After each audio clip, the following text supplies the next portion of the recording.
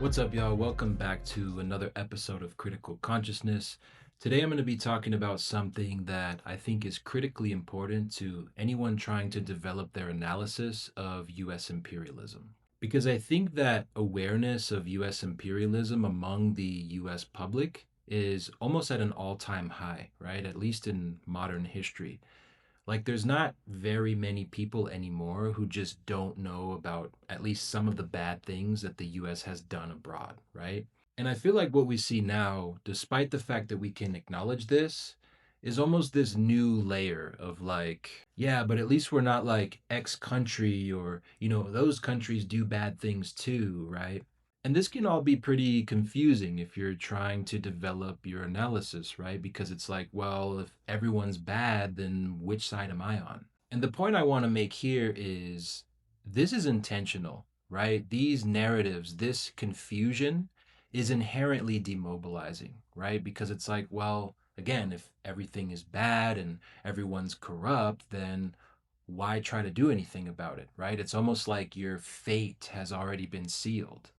And to kind of paint this picture and try to make what I'm saying really clear, I want to use the most recent example, which is the case of Iran. There are a lot of people, many well meaning people, who are like, oh, I don't support US intervention or war, but also the Iranian regime is like really brutal and is like against gender equality and stuff. So, like, that's bad too. And it leaves you in this kind of no man's land, right?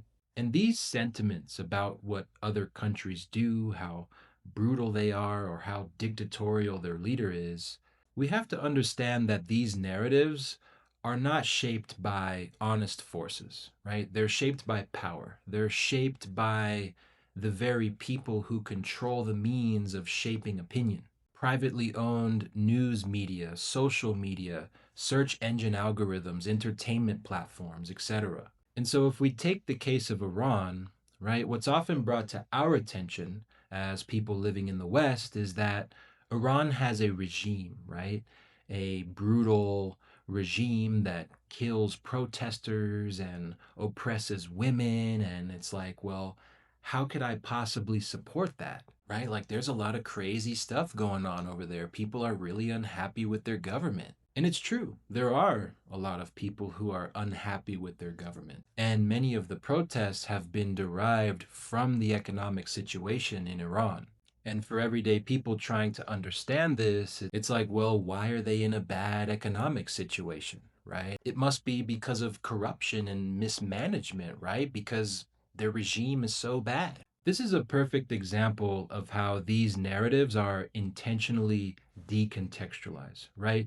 Context is removed from the story, which ultimately ends up serving the interests of the elites. And in this case, the critical context that's removed from the story is the role of economic sanctions, which are imposed by the United States onto Iran. In fact, the role of economic sanctions gets downplayed almost entirely by the media. And not just in Iran, but in any country on which the US imposes sanctions, right? Cuba, Venezuela, Russia, the list goes on. Even if you're someone who knows about the relative impact of sanctions, it almost becomes too cliche of an explanation at a certain point.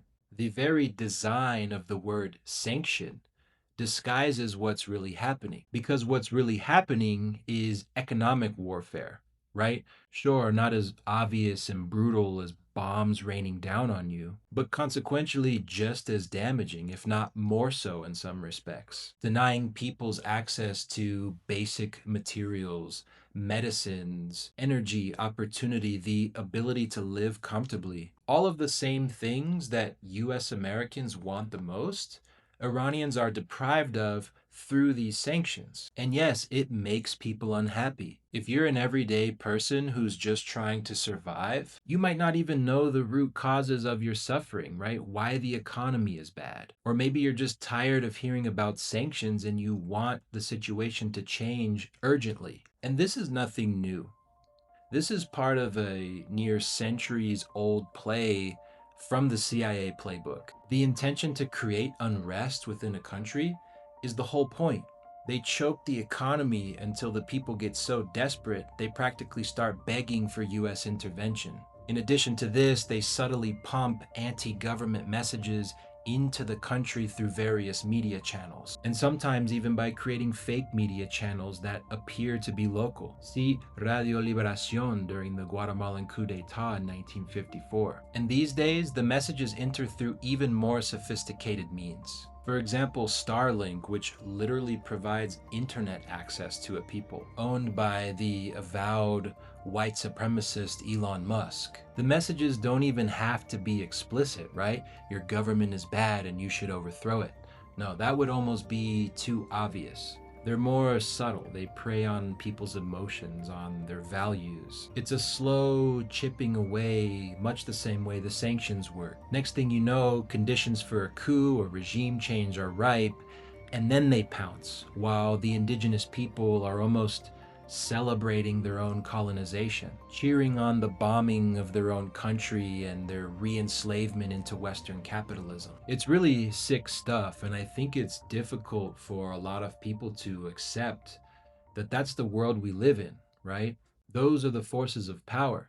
All of the Epstein weirdos, as it turns out, they're not averse to insidiously manipulating public opinion, to destroying people's lives in pursuit of their own addictions and desires. And as everyday people of the public, we're not immune to receiving those messages. So next time you feel yourself gravitating toward that tendency, opposing US imperialism, but also opposing the country on the receiving end or their leader, that's a position that has been curated by the elite class, and which therefore ultimately serves their interests. It deflects attention away from who the real enemy is, which is them.